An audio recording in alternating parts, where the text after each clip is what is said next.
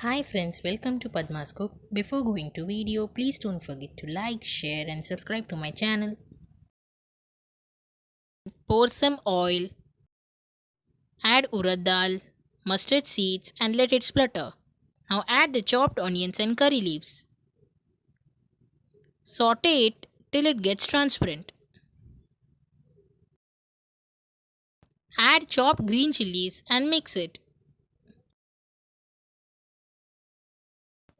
Add 1/4 teaspoon turmeric powder, 2 teaspoon red chili powder and mix it.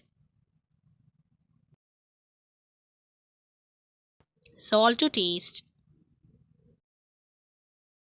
Now add the boiled potatoes and just give it a mix.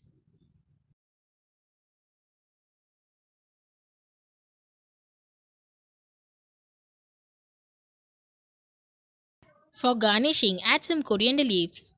And that's it, the super delicious potato sabzi is now ready. Definitely try this out. See you all guys in the next video. Bye bye.